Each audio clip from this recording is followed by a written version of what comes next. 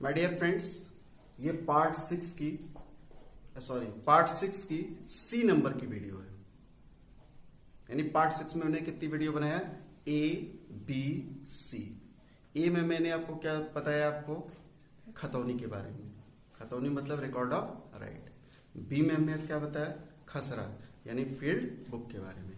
अब हम सी में जो बताने जा रहे हैं, ये बताने जा रहे हैं कि आप अगर मेरा ध्यान दीजिएगा तो 5 नंबर की वीडियो, 6A एंड 6B, यानी एक तरह से देखा जाए तो 5, 6A एंड 6B, ये 3 वीडियो आपके सामने हैं। तो इसमें अगर आप देखेंगे तो मैंने लिखा है कि list of village and map. इसमें देखेंगे तो मैंने आपको बताया रिकॉर्ड ऑफ राइट इसमें खतौनी। 6B में देखेंगे तो खसरा यानी फील्ड बुक। अब प्रश्न है कि इनमें से में यानी 4 चीजों में से फील्ड विलेज ऑफ रजिस्टर को छोड़ दीजिए तो मैप, खसरा और खतौनी, अगर इसमें कोई मिस्टेक हो जाए तो क्या होगा? कोई गलती हो जाए तो कैसे सही होगा? कोई लोप हो जाए, ओमिशन हो जाए तो कैसे सही होगा? तो इसी के बारे में 2 सेक्शंस मेंशन किए गए हैं, 32 एंड 38। तो मैं ये 1 बाय 1 करके पढ़ाता चला जा रहा हूं। पहले आएंगे 32।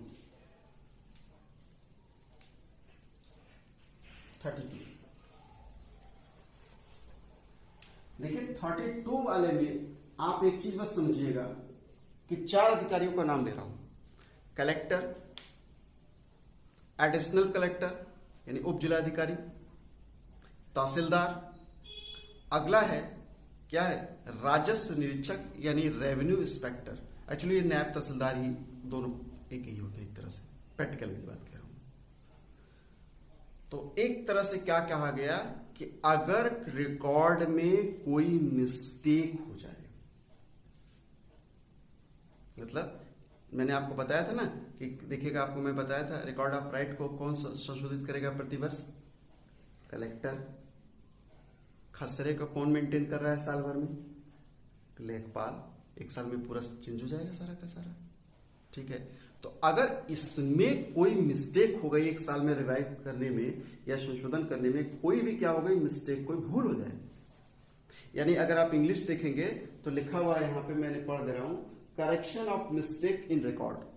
Correction of mistake in record यानी हमारे रिकॉर्ड में कोई मिस्टेक यानी कोई भूल हो गई तो उसको करेक्ट कौन करेगा?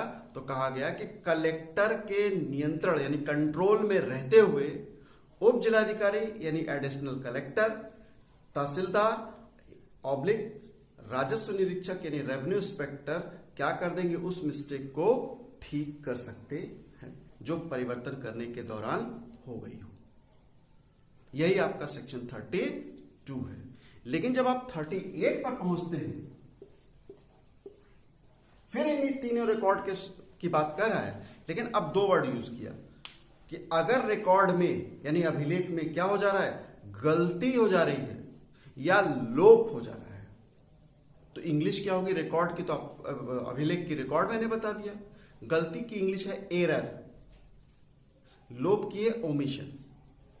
यानी मैप में या खसरा खतौनी में कोई गलती या लोप हो जाए तब क्या होगा प्रोसेस?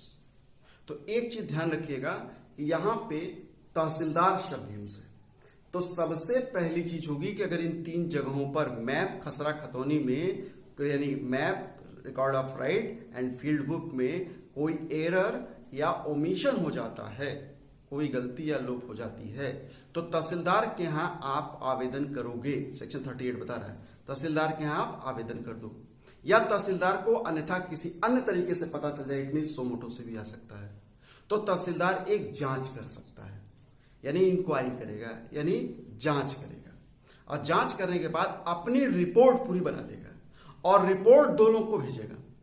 अगर नक्शे से संबंधित है यानी मैप से संबंधित है तो अपनी रिपोर्ट कलेक्टर को भेजेगा, और यदि खसरा और खतौनी से संबंधित है, record of right and field book से संबंधित है एरर एंड ओमिशन, तो अपनी पूरी रिपोर्ट की फाइल किसको भेजेगा? एडिशनल कलेक्टर यानी उप जिलाधिकारी को भेज देगा। इसके बाद अगर मैप से संबंधित है तो कलेक्टर को भेजा है, तो कलेक्टर क्या करेगा, संबंधित पक्षकार को सुनेगा यानी हियरिंग करेगा, कोई भी एविडेंस है तो एविडेंस भी कलेक्ट कर लेगा, देन आफ्टर ऑर्डर कर देगा, मामले को डिसाइड कर देगा। और अगर मैटर खसरा और खतौनी से संबंधित है तो तहसीलदार किसके पास भेजा है पूरा रिकॉर्ड, उप जिला अधिकारी यानी एडिशनल कलेक्टर के पास। अब एडिशनल कलेक्टर हियरिंग करेगा, संबंधित पक्षों को सुनेगा और उसको अगर जांच करनी तो फिर जांच भी कर सकता है, देन आफ्टर वो ऑर्डर कर देगा। तो एक तरह से मैप से संबंधित एरर एंड ओमिशन है तो कौन सही कर रहा है, कलेक्टर। और यदि आपका खसरा खतौनी से संबंधित है तो एडिशनल कलेक्टर उप जिला अधिकारी कर रहा है। तो इन दोनों के जब ऑर्डर पास हो जाएंगे, मैप से संबंधित कलेक्टर का और खसरा खतौनी से संबंधित उप जिलाधिकारी का, तो इन दोनों ऑर्डर्स में से अगर आप व्यथित हैं, व्यथित मतलब एग्रीड पार्टी हैं, तो आप अपील कर सकते हैं ऑर्डर के within 30 days of order, आदेश के 30 दिन के भीतर कमिश्नर के यानी आयुक्त के आप कर सकते हैं। ठीक है। और याद रखिएगा जो मैं 32 में बताया था कि मिस्टेक सुधार सकता है, लेकिन बस इतना ध्यान रखिएगा कि अगर मिस्टेक मैप पे होगी तो सिर्फ और सिर्फ कलेक्टर के आदेश। खसरा और खतौनी में मिस्टेक है तो फिर कोई भी कर ले, यानी मैप में कुछ भी इधर उधर होना है तो सिर्फ और सिर्फ सारा अधिकार किसके पास है, कलेक्टर के पास है। कलेक्टर मतलब जिसको आप डीएम कहते हो, डीएम जब मैजिस्ट्रियल पावर यूज करता है तो डीएम, और जब रेवेन्यू कलेक्ट करता है तो कलेक्टर। ठीक, ये आपके पास दो रिकॉर्ड्स। अब आप समझिए कि अगर हम तीनों वीडियो को मिला दें, कौन कौन आपकी, एक है 5, 6A, 6B, 6C, तो हम पाएंगे कि हमने रिकॉर्ड ऑफ विलेज पढ़ा है। कौन कौन से उसमें था, लिस्ट ऑफ विलेज नंबर 1, दूसरा मैंने मैप पढ़ा, तीसरा मैंने खसरा पढ़ा, चौथा मैंने खतौनी पढ़ लिया। ठीक है, यही 4 मोटा मोटी मतलब मेन आपके रजिस्टर हैं। इसमें कैसे अल्टरेशन होगा, कैसे अमेंडमेंट होगा, सारी बातें हमने आपके सामने रख दिया। सारी बातों को रखने के बाद मैंने अभी बी में कहा था कि कंक्लूड करना बड़ा जरूरी होता है। तो कंक्लूड कैसे करें हम इसको, तो कंक्लूजन में हम ये सिर्फ इतना कह सकते हैं कि पहले हमको 2 चीज देनी होगी। 2 चीज हमको ये समझनी होगी जो मैंने आपको मैप कर मैं समझाने जा रहा हूं बोर्ड पे, सॉरी, कि जब हम कोई भी चीज एक आदमी दूसरे आदमी को देता है तो बाई ट्रांसफर देगा, अंतरण के द्वारा देगा, और रजिस्ट्री डिपार्टमेंट उसके लिए बैठा हुआ है। तो अगर ए से बी खरीद रहा है तो पहले हम किस डिपार्टमेंट में जा रहे हैं, रजिस्ट्री। इसकी इंग्लिश में रजिस्ट्री होती है। तो रजिस्ट्रार क्या करता है, स्टैंप लेकर लिख देगा। देखिएगा रजिस्ट्रार जब मान लीजिए सपोज कीजिए कि आस्था से आरजू को बेचा गया है, तो रजिस्ट्रार क्या करेगा, आस्था के आरजू को ट्रांसफर कर देगा। लेकिन रजिस्ट्री डिपार्टमेंट में जो अब ट्रांसफर हुआ है, यह कदापि अर्थ नहीं होगा कि आरजू इस संपत्ति की मालिक है। मालिकाना के बाद में कोई रजिस्ट्री डिपार्टमेंट नहीं कहेगा, सिर्फ यह प्रमाण देगा कि इन्होंने इनको जमीन ट्रांसफर कर दिया।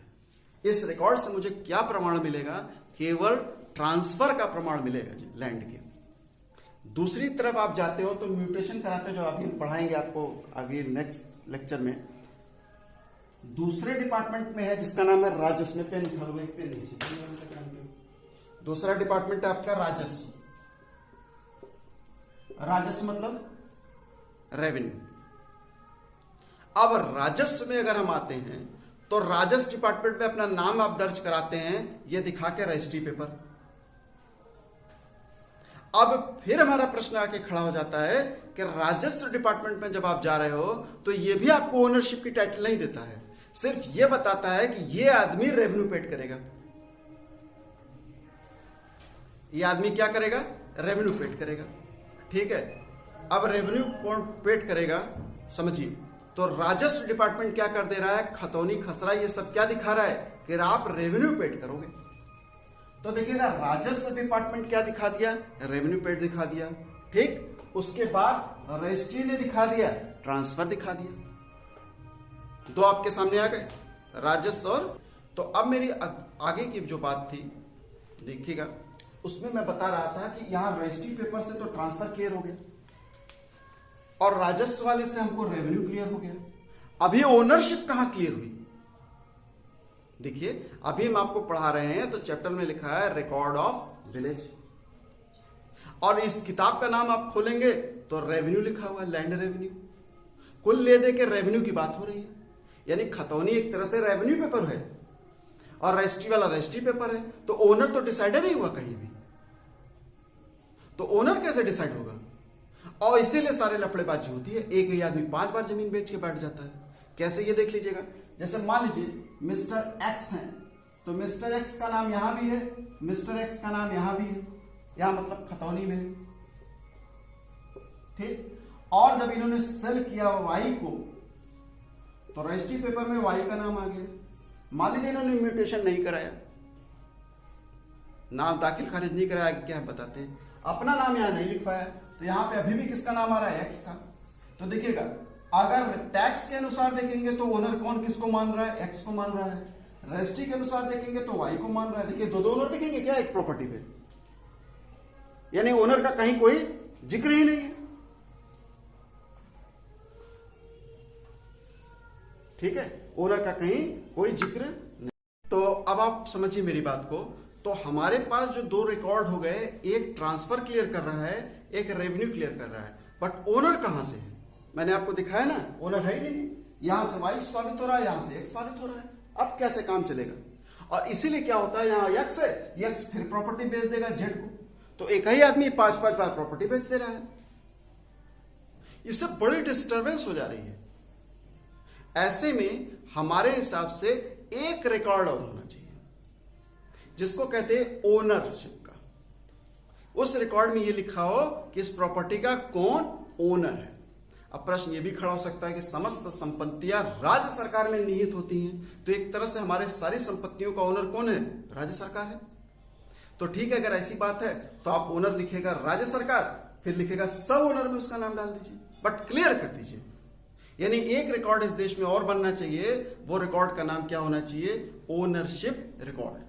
अगर विलेज में है तो विलेज का ओनरशिप रिकॉर्ड, और शहर में है तो शहर वाइज आप ले लीजिए नगर पालिका के साथ, और वहां पे लिख दीजिए ओनर स्टेट गवर्नमेंट, सब ओनर मान लीजिए मिस्टर एक्स।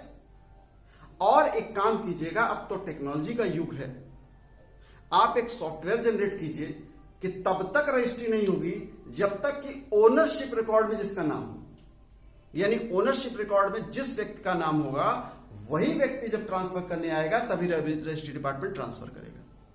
और रजिस्ट्री डिपार्टमेंट जैसे ही ट्रांसफर करेगा, ऑटोमेटिक सॉफ्टवेयर ले ले रेवेन्यू वाले का और रेवेन्यू में चेंज कर दे उसका, और जैसे रेवेन्यू में चेंज हो तुरंत ऑटोमेटिक ओनरशिप रिकॉर्ड में क्या हो जाए? नाम चेंज हो जाए। और ये सारे साइमल्टेनियसली साथ साथ चलने चाहिए, क्योंकि अब ऐसे सॉफ्टवेयर बनाए जा सकते हैं कि 3 को एक में लिया जा सकता है। मतलब कि एक रिकॉर्ड अगर हमारा बन जाए ओनरशिप का रिकॉर्ड, तो रजिस्ट्री डिपार्टमेंट क्लिक करे, ओनरशिप दिख जाए, ट्रांसफर कर दे।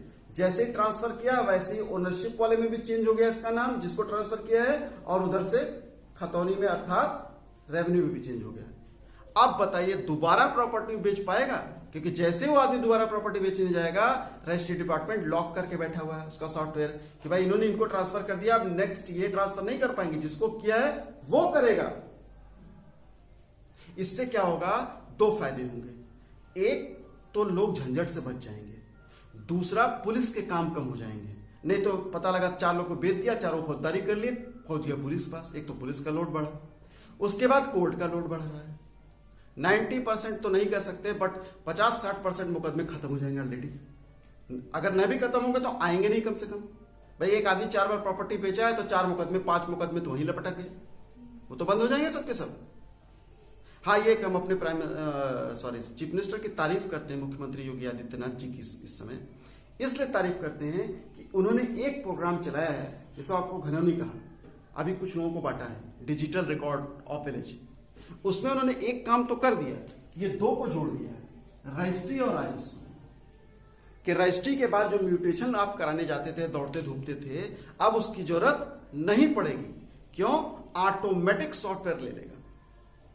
ये किया उन्होंने। लेकिन अगर इसमें एक चीज और प्लस हो जाती तो उसको कहते हैं ना कि सोने में सुगंध हो जाती। योगी आदित्यनाथ जी का काम सोना तो हो गया, लेकिन अगर जो मैं ये कह रहा हूं एक और जोड़ दे ओनरशिप रिकॉर्ड, और इस तरह से तीनों को सेट कर दें, तो पता चलेगा कि एक आदमी एक ही बार प्रॉपर्टी बेच पर रहेगा, लॉक हो जाएगी। तो ऐसे में इसको कहा जाता है सोने में सुगंध। योगी जी के काम में एक तरह से सोने में सुगंध आ जाएगी। तो तो इस काम को करके हमारे उत्तर प्रदेश में एक रिकॉर्ड बनाया जा सकता है। ये आप कैनक्लूड में लिखेंगे। देखिए, हम सब बात किसके लिए कर रहे हैं? कॉपी के लिए कर रहे हैं, ताकि आप कैनक्लूड रिमार्क इससे दे सकें। ठीक है, इस तरह से आपने देखा कि मेरी ये भी वीडियो कंप्लीट हो गई। तो अब आपने देखा 6A, 6B और 6C अगर 3 हम मिला लें तो हम पाएंगे खसरा खतौनी। खसरा खतौनी में मिस्टेक को कैसे सुधारें, यानी, और उसके बाद एरर को कैसे सुधारें, फिर उसके बाद ओमिशन को कैसे सुधारें, यानी भूल, गलत, गलती और लोप को कैसे सुधारें। उसके बाद इस पर कैनक्लूड कैसे करें, ओनरशिप का एक रिकॉर्ड हम बना सकते हैं। फिर साथ साथ एक करंट की प्लानिंग जो चली योगी आदित्यनाथ जी के द्वारा, माननीय योगी आदित्यनाथ जी के द्वारा, वो भी मैंने इसमें जोड़ दिया। साथ साथ एक कैनक्लूड रिमार्क दे दिया। अब हमारी आएगी पार्ट 6 का डी, जो क्या होगा, म्यूटेशन की बात करेगा। ठीक है, वो नेक्स्ट वीडियो होगी। जय हिंद, जय Bharat. Thank you very much, आपने मुझे सुना। Thank you, that's all.